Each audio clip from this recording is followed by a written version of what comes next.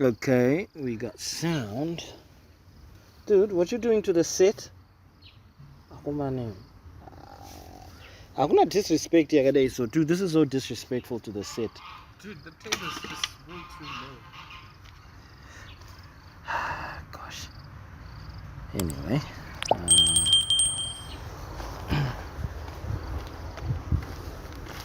Shift. What are you doing? It's too low. No, put it down, man. Shit. Put the table down. Sharing is kidding. Very happy. Am I in focus? I don't know. Too far away. Am I in frame though? Yes, you are in frame. Whatever, man. So, somebody complained that our intros are too long and boring. Boring. I didn't see the boring part. Well, they tend to take too long. Like, okay, so let's. Shout out to all the subscribers. Thank you so much for tuning in to today's episode. And t-shirts are still on sale. You never point to the graphics, so I'm supposed to be sitting here. I'm supposed to be closer to the graphics. The t-shirts for sale. They say, "Are we recording?" Are we recording? Are you sure you're pointing? Subscribe to the channel if you're new. I'm Brian Willis, no relation of Bruce. He never says anything. That wasn't the proper intro anyway. Here comes the proper intro. Cut. Dude, there are graphics for that. Yeah, alright, sorry. We're not actually supposed to wait. Dude, you're taking too long. Oh, you're taking too long. What up, everybody? I'm Brian Willis. Welcome to another episode of Gloves Off ZW. You're not going to introduce yourself. I don't even know why I set myself up for this. But anyway, so many things happened in the world of entertainment. So last week I was accused of shifting from local to international or international to local without letting my passenger know. Right now we're moving on to international news. Do you know you actually like you it was deceitful what you did. You said that we're starting with international news, and then you started with local news. That's why I've been quiet all this time. No, but what does that? Nah, dude. You're a very bad man. No, you're just showing the people you come to these shows unprepared. No. It doesn't matter. It doesn't matter whether I start internationally or locally. No, you knew the stories. Yeah, I told you the stories. So Yeah, why aren't you talking about the stories? I am talking about the stories. So what? I am putting What? You need a passport. But I'm saying. You hadn't sorted out you hadn't sorted out your passport to move from the local to the international story. No, I'm just saying, but You're talking nonsense right now. I'm not talking nonsense. You're It's talking legit. nonsense. You actually. It's legit nonsense. What are we starting with today? You need to let it go. What are we starting with? You need to let it go. What are we starting with? What are the topics? International or local? Let's start with international. I've got quite a few things to say about Benzino. So, international news. Today we're going to be giving you feedback on Eminem and Benzino. These guys have got a 22-year-old feud that has been happening, and pretty much Benzino lost that one. For those of you that were born under a rock, the beef started around about 2002, if I'm not mistaken, when Eminem dropped the Eminem Show, and Benzino was he a co-owner or an owner for a magazine called The Source. Now this was the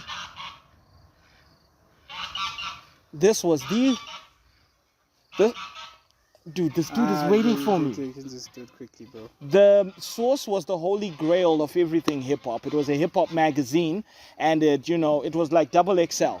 And, they reviewed the top artists, they rated their albums. They used a 5-mic rating system, whereby if your album is dope, it'll get 5 mics. If it's whack, it'll get 1 mic. And Eminem had dropped the Eminem Show, and he got 4 mics. Was it 4 or 4.5? He got like 4 mics. I think it was for the Eminem Show, and that was one of Eminem's best albums to date. And Eminem did not like this, and that's how the feud started. Eminem dropped tracks. Benzino responded with other tracks.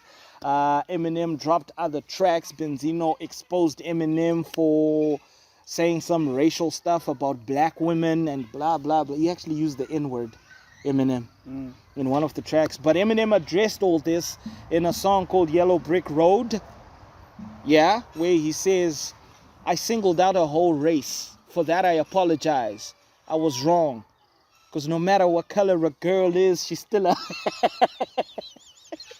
Anyway, fast forward to this year, Eminem 22 dropped... years later. Yeah, Eminem dropped a track where he was dissing Benzino.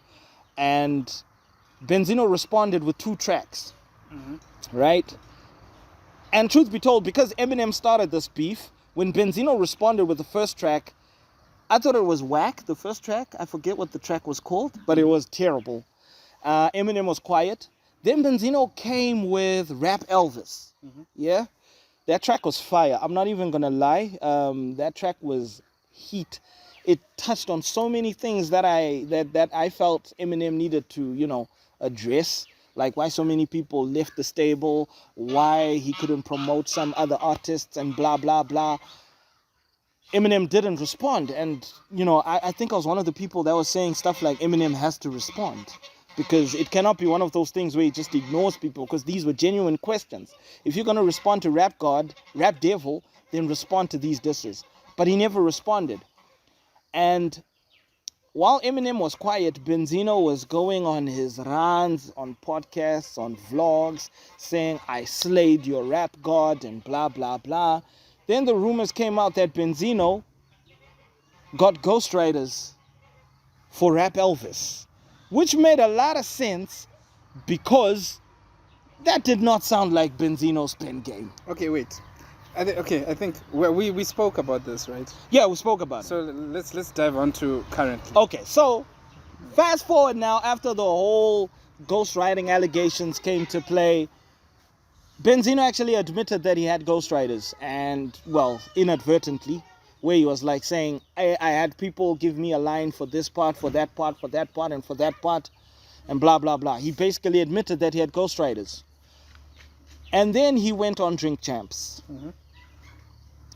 When he went on Drink Champs, he starts off, he's the one who started the whole thing, right? He's like, hey, I'm here because of Eminem, so let's talk about Eminem.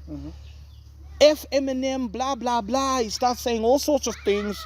And I knew from the way he was chugging that Hennessy,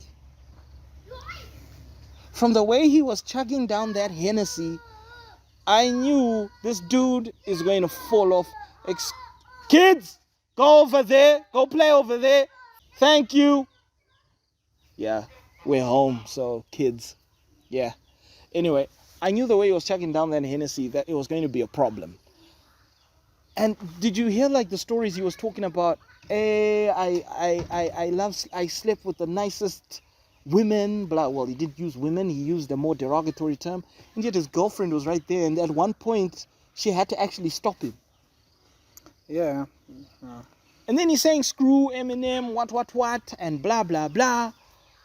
Then dude just starts breaking down. And, you can now, he's now slurring his words, not answering questions. Because they were playing that game where they ask him or you take a shot. They didn't even finish. They didn't even go to like three He didn't questions. even finish. He would just start. Yeah. He would stand up, and there was a part where, was it Nori, who said, "Hey, if you keep standing up, the camera will cut you off at the neck." Yeah, it's like, oh, Benzino has got a neck, and then he showed his neck.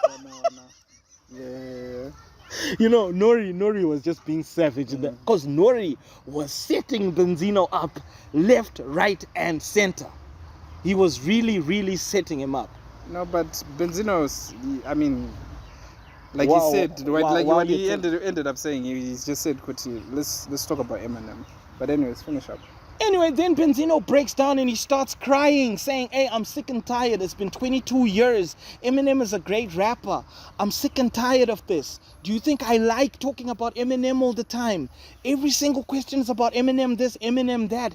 Even my daughter was like, I have to be cool with Eminem because nobody's cool with my dad. He goes on, and it got sad, dude. No, but it really got sad. I think at the end, he was pretty much correct, dude. Like, I actually took Benzino's side on at the very end. At the very end, when he was crying, I think those were his true feelings. Besides that, he literally said 22 years has been too long, fam. It's just way too long. Can we just sit down and have a chat? You know, let's just talk this through and just end this beef. Nori asked him, if you were to meet Eminem right now, would you talk it out? And He then he's said, like, "I I would would hug him. I mean, which is, dude, come on. Like it was really sad at the end. At the very end, it was. I mean, I really felt for the guy because he actually said, I mean, 22 years being tortured. That hey, you failed, and just getting lashed out like left, right, and center for 22 years. Yeah, but then here's the thing that Drink Champs interview was not. That's not the current state of affairs. What happened? He went on another podcast. And then what? And he started saying F Eminem again. Look, Benzino, in all honesty, I think you need to sit down and recollect yourself.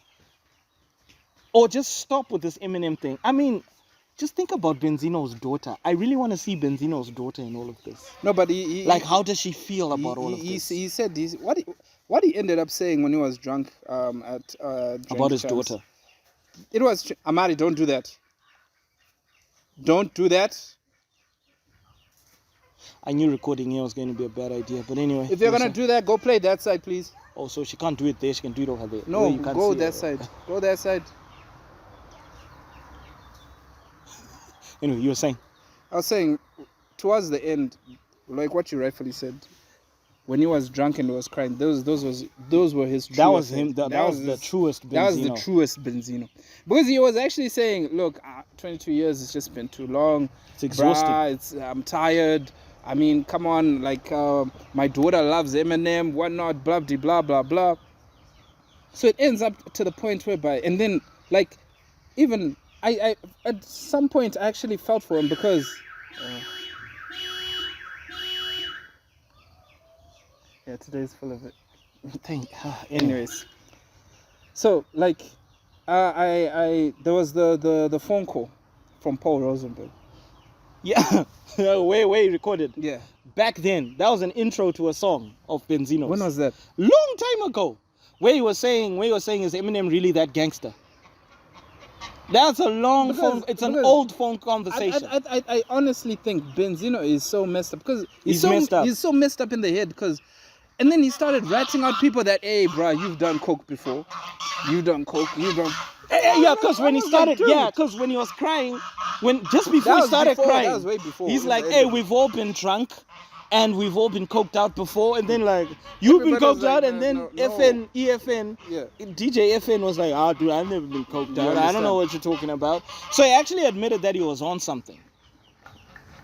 No, not necessarily. I think he was on something because there was such a lack of emotion. When he was saying, he was burning a lot of people. When he was saying Scott Storch, you know, when I walked into his house, there was coke there, coke there. Nah, but we all knew about Scott Storch though. Yeah, but still, you don't just start burning. He was now drunk, dude. So he was the hinges were off. So he was unhinged. That's why everybody was saying, "Are you sure with what you're doing? Are you sure?" And then he ended up saying, "Look, I came here knowing very well what I was gonna do." And then at the end of because he has cried before, huh? No, at the end of the interview, it was really clear where his emotions were when it came to Eminem. He was sorry, he was apologetic, he wants things. But then again, Benzino has never had this kind of relevance from anything else other than this. You know what? In all honesty, from what I understand, I think Benzino knows when he drinks, that's when he lets loose. Because there was another episode where he was getting arrested by cops, and I think his ex cheated on him or something like that, and he was crying and it's like, yeah, you're gonna cheat on me with him, you're gonna do this to me, blah blah blah. Besides that, man, he was talking about murking people, bro. Yeah, he said like he was literally like crucifying himself in terms of if the feds actually want to go into that kind of stuff, you know, investigate. He was talking about murking people, talking about this, talking about that. Like, I was like, dog. Why are you here? Why are you here? Go over there. It was crazy, but anyways, yeah. Benzino, it was really sad, but that was like the realest Benzino has ever been in a while. But at the end of the day, yeah, I kind of took I I kind of felt for Benzino when he was vulnerable like that, because, like, yeah, Eminem, like, I mean, so dude, why go after somebody who's just literally chilled and doing nothing? And that's the thing, though. I think Eminem's silence is actually pissing him off. No, like, And I'm I saying, think Eminem is seeing this. I'm saying, like, Benzino is doing nothing. He's minding his own business. He's actually saying, guys, look, I'm broke. I got a Gucci belt from the market for $25. I'm like, and then he was like, I'm supporting the fellow black man with, but still, it's Gucci, innit? He just got more and more out of control in that episode. All over the place. I mean, branding, but right? The more and more he got out of control, the more drunk he got, the more he got out of control, and the more out of control he got, the more he started spilling out more truthful stuff. The more truthful he was with his emotions. Exactly. The crying Benzino, that'll forever be the Benzino I will think of whenever this Eminem beef or whatever happens. Benzino actually low key has a bro crush on Eminem. I think so. He's got a bro crush on Eminem. Because he's the one who brings in the, like, he Eminem makes Benzino relevant. Exactly. Yeah, Eminem. Nobody talks about Benzino if it's not about Eminem. Exactly. Nobody cares. Yeah. He's not even in anybody's top 1,000 rappers. No, Benzino is not a rapper. I can't even consider He him. is. He is. No. Yeah. Because he was in Rap Elvis. On the podcast, he was even saying that, look, I'm not good at rapping. He said it himself. So it's one of those. There was a time when he stood up, when he started crying. Did you check out DJ FN? Like the way he looked at him, like dude was now worried, bruh. Yeah, because like, he was kind of like... This is not normal. And the dude is actually scary, bro. Low-key, Benzino. He's seeing his jawline. And then he doesn't have a neck. He looks like a black quagmire. He does. He does. But should Eminem respond? Nah, it's a waste of time. What? Because Eminem responding is giving Benzino relevance. And kicking a horse while it's down at the same time. Because so, he pretty much murked himself. Yeah, so I don't think he should. It's really quite sad, man. It's really, really, really quite sad. But I think, yeah, M should just drop this whole... Or maybe say something diplomatic. No. Maybe not on wax, but... He doesn't have to say anything because, I mean, he's the one who opened the can of worms anyways. Who? M. No, yeah, Eminem is the one. Yeah. So maybe he should close the can of worms. Recently it was... recent events... No reason why he should have done that. I blame Eminem. No, but Benzino kept on chucking shots in these small little podcasts. And Eminem was quiet. So that's why Eminem did that song on that Eminem album. But then again, Eminem... Oi! I don't want to see you here. Eminem Go over there. Eminem always says, I'm petty.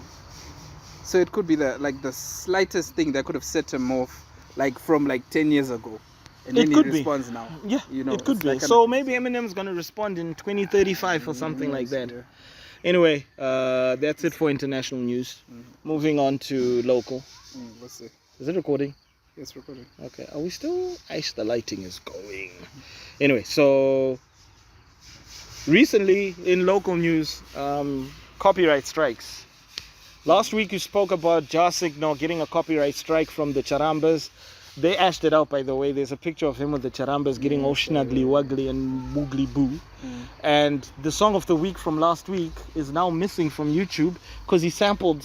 I think it's because he sampled the track from Oliver Mtukudzi on one of the parts. The dude has got plenty of songs where he's just copying people.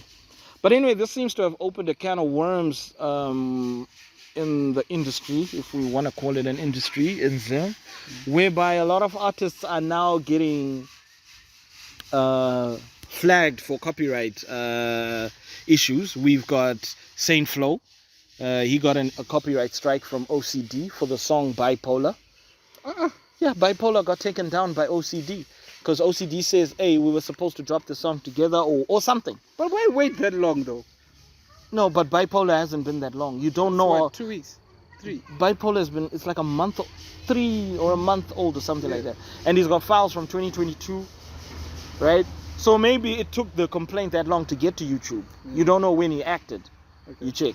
So, is that right? Then OCD put the song on his page, right? And then Saint Flo copyrighted OCD for the same song. Okay. And then you got Very you got Holy 10 got a copyright strike for We Don't Do That Here. Why? I don't know, he copied somebody. I am guessing. But there's the major one. Okay, so there's the major one, Winky D and Kenako. Yeah. So Winky D has got 2 songs that got removed by Kenako, and those 2 songs were Disappear and Mirror. No, there were actually quite a few. No, there were 2 that were removed by Kenako, right? Then in response, Winky D removed 6 other songs that he recorded at Kenako, because if they remove another one, he's now got 3 strikes. And his account, there's a problem. So you'd rather not pay up. So he would rather remove the songs so that they don't remove it, and then maybe hash it out with them in the background. Maybe, or just not pay them. So according to Kenako, Winky was supposed to be paying Kenako royalties for the track, for the tracks, and it was a 60-40 deal. 60-40 for... 60-40, I think, in favor of Winky D. Okay, so Winky D is getting 60. And they're getting 40% of the royalties. Still does. Hey. No, but if you agreed on... I mean, yeah, it's a lot. But then if you agreed on that, shouldn't you at least... Yeah, I suppose. I mean, I think that's the thing. That's the reason. That's the problem of not abiding by the contract. Just follow the contract. What you guys agreed on, just follow through with it. So I think Winky D, yeah, he might be a little bit wrong on that one. Yeah, But then because again, we all know... we don't know what No, happens because the thing is behind with Winky closed D, doors. he's going to be quiet, right? He's going to be quiet. He's not going to say anything. But I think things are now piling up against Winky D. There's just too many of these issues that are happening where people blame him for stuff. And because he's quiet and he makes good music, people assume he's innocent. Nah, that's not always the case. But That's what people assume. No. Because even when he removed those 6 songs, people are like, that's a gaffer move, he's dope. But I think it was to protect himself, because if they removed a 3rd song, his account is gone. yeah, I suppose. That's the reason why he did it. And why is it that he doesn't want to pay them? I mean, if you agreed on that... That's what I'm saying. You never really know, like with the board meetings, with what's going on in there. You never actually know till you get the full picture. I mean, he had beef with Holy 10. And it was easy for us to say, Holy 10 is an immature little punk because he loves the attention. But maybe there was something genuine there. And because Winky D was quiet, we assumed that, Nah, we don't. but we don't know. Nah. He had beef with Sniper Storm back in the days. There was a time when they were performing and they were opening for Mavado, and Winky D took his sweet time, and Sniper Storm had to grab the mic from him. Snatch the mic from him. B, I'm gonna let you finish. But anyway, he had to snatch the mic from him, and further like increasing the beef between the two of them and whatnot. Why would Winky D stay that long? I don't know. I don't know. It's an ego artistic type of thing. I don't know. But So now there's the story with Kenako, and yeah, what's his side of the story? At some point, Winky D is gonna have to say something. I don't think you will. He's gonna have to say something at You'll some. just I'm address it encouraging with people. Kanako. Huh? We'll just address it with Kanako and leave it at that. Now, if we see them back working together again, then we know they're hashed it out. But I don't think it's fair for people to like agree, and then you default on the agreement. I don't think that's fair, because even with Winky D, some of these stories that are now bubbling around him, a pattern is forming where I'm now more and more doubting Winky D's what can I say, character as an artist. I mean, as a guy who's played in the industry, I've played in the industry. I've heard a lot of like talk, people saying a lot of smack about him, but it's privileged information, and it's not public. But it made me like think, okay, is he innocent or not? I would like to hear his side of the story. Like I really just want to hear his side of the story. It looks like it stopped recording, but it's recording. No, it's recording, but it's flashing something. I think it's about to stop. Is that the battery? I don't know. It could be. I don't know. What's the countdown? I think so.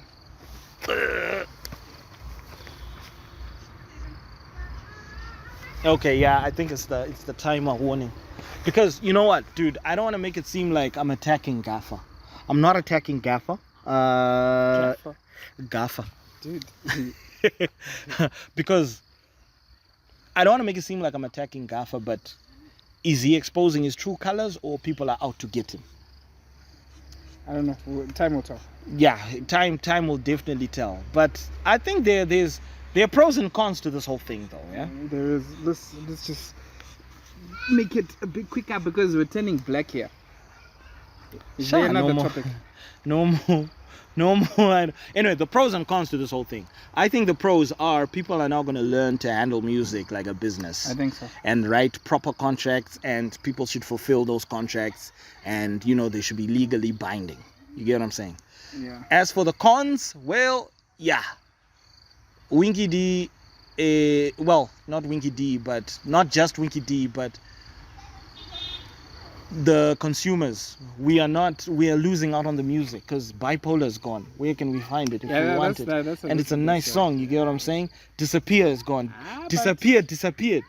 But then, I mean, if it's been on the internet, it's never really gone.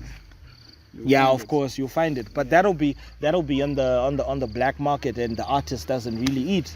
I like buying my music. We're too dark; they can't see our expressions, so don't even look at me, fam. Okay. So let's finish up. Let's do it. Anyway, that's it for local music, local news. Moving on to movie of the week or movie recommendation today. Nivek is taking over on that one because I was supposed to watch the movie, but I couldn't watch it because I was researching on this whole copyright issue. Are you lying to people? Am I? You are, because I wanted to review. Everything was there. The movie that I wanted to review was Madam Web. You haven't watched it. You refused to watch it. Why did you give me? I gave you I gave you Madam Web, didn't I? No, I didn't. You didn't take it. Yeah, I didn't take you it. refused. Yeah, because I know it's crap. Yeah, exactly. So why? I watched Madam Web, which is the more recent. Why didn't you watch? I fell asleep. So I was tired. No, you can talk about what's it called? No, like So this guy watched. It's an independent movie called Marmalade. I don't actually know where it's from though. Where did they shoot it from? Because actually it's a low budget flick. Yeah, it's an indie. Yeah, it's actually a low budget flick, but it's actually a dope low budget flick. I was actually well impressed because the story, right? The thing is, I can't tell you the story. It's one of those movies where if I tell you the story, it'll ruin everything. It'll ruin everything. Okay. So, okay. But I can vouch for it. I can actually say if you watch, they're good.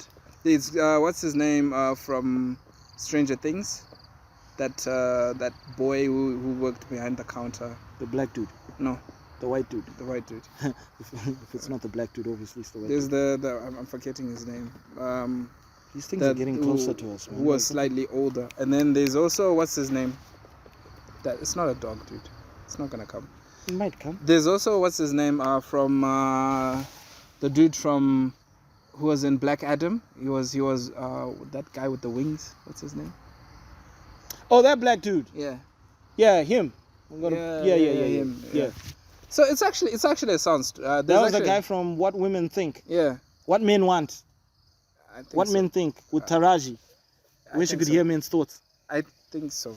But no. From Black Adam. Yeah. But I'll give it a 7.